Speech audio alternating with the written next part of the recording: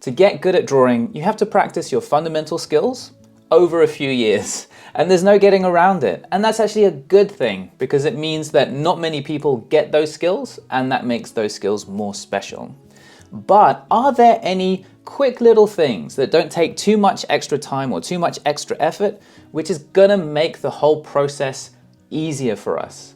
Yes, there are, and I'm gonna give them to you right now.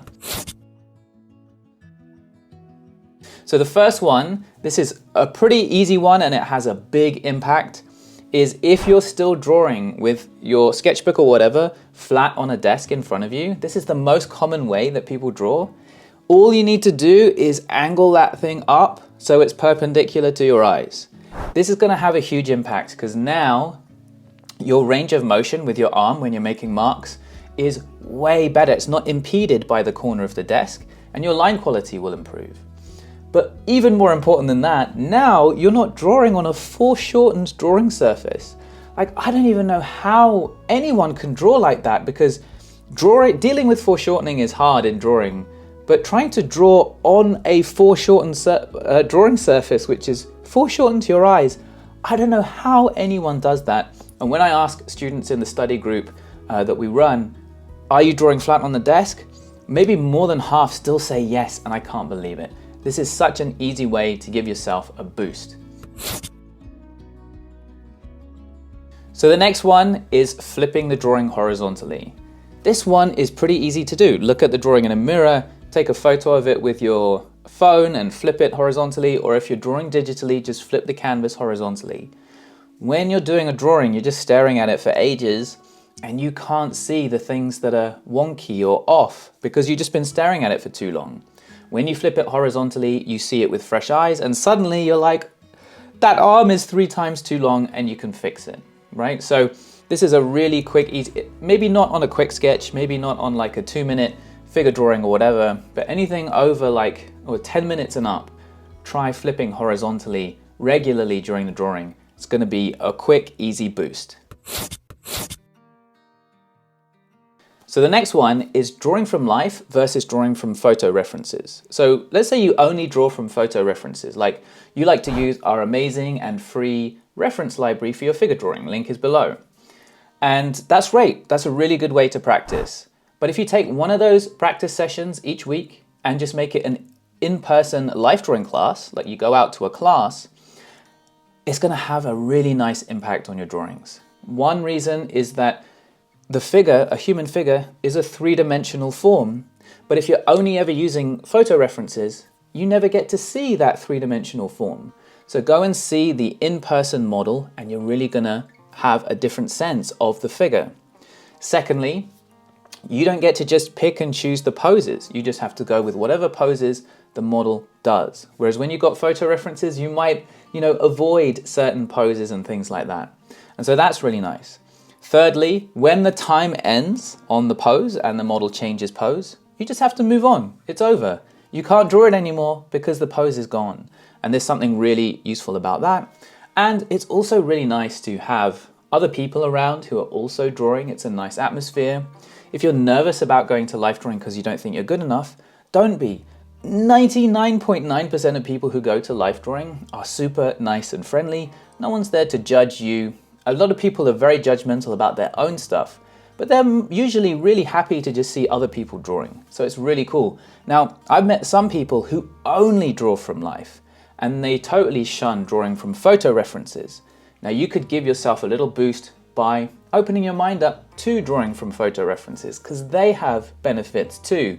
So for one thing, you can just open your laptop or whatever and start sketching and do a life drawing session. It could be 10 minutes, 20 minutes, 30 minutes, any time of the day. You're probably going to get more drawing in this way. Whereas you're restricting yourself and drawing less if you only draw, at life drawing class.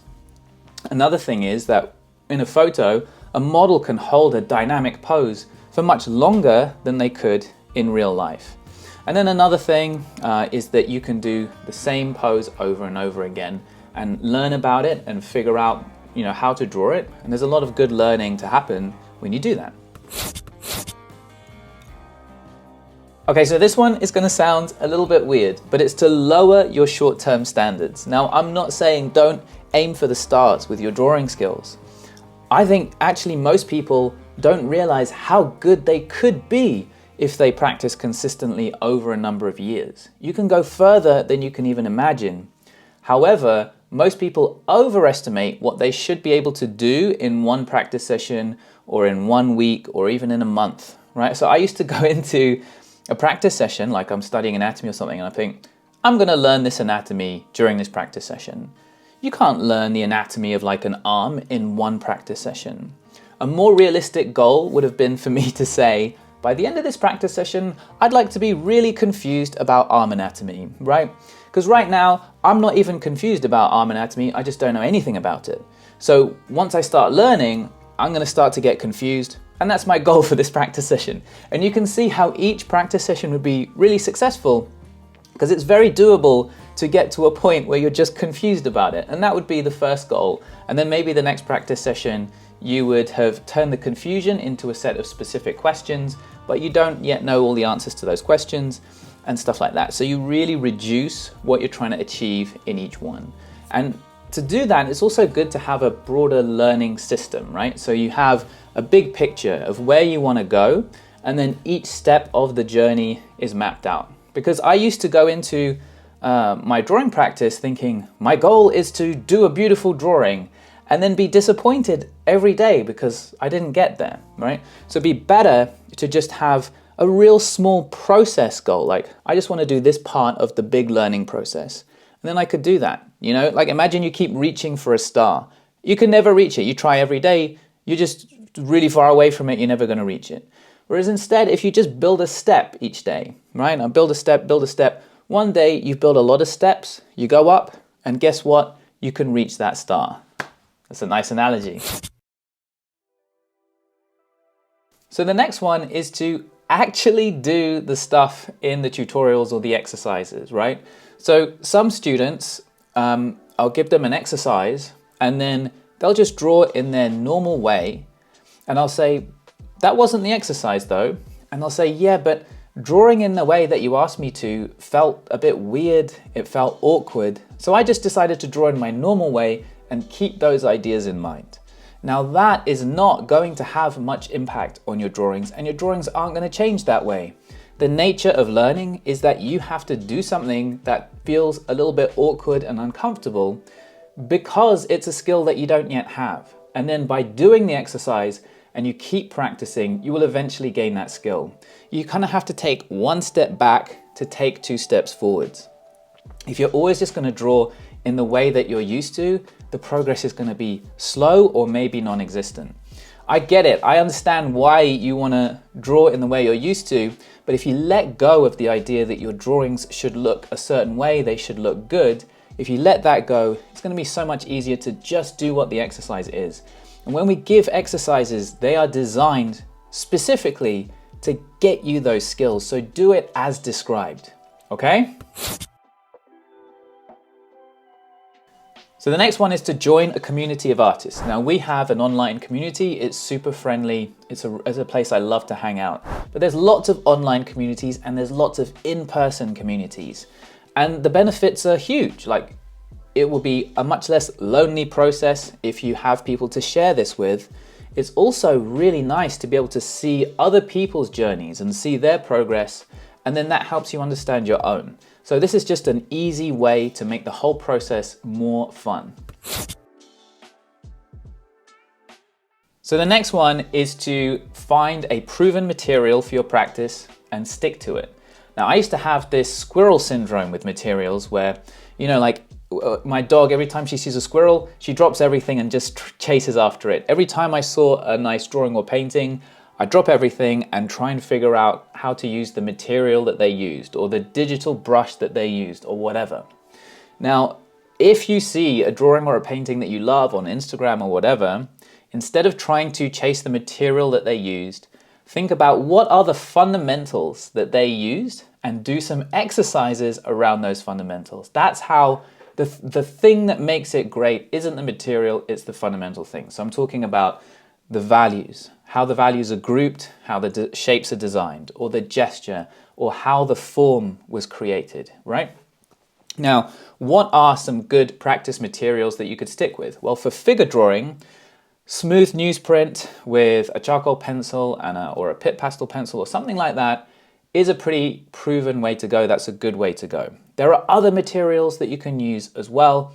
Digital is great. There are a few options, but you want it to be pretty versatile. You don't want it to be too expensive. So those are some good options. So the next one is to develop a low pressure sketching habit, right? So a sketching habit means you're regularly getting out your sketchbook and drawing. The low pressure part, this is how you know it's low pressure, right? So right now my son isn't sleeping well and I've got some kind of bug. So I'm really tired and at the end of the day, I just want to relax.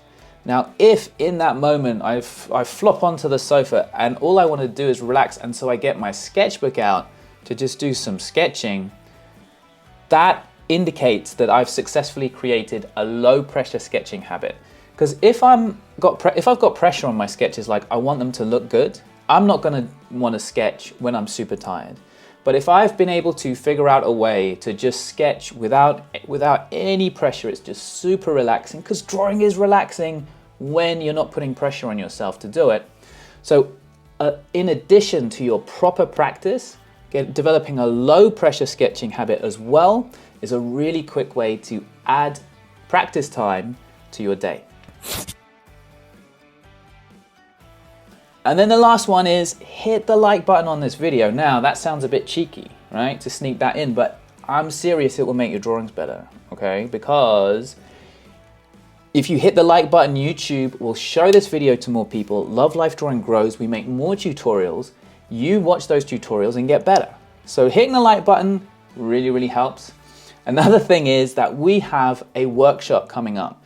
It is free to join in. It's a live stream thing. You can register for it below. We're going to go over how to learn life drawing, how to focus down on the few things that are going to have the biggest impact on your life drawing. And we're going to go over some principles that you can use to make sure you're successful when you're learning life drawing. We've run it before. It's a really good workshop, so register for that below. And after that, there should be a video on the screen somewhere. YouTube thinks that you would like it, so check it out.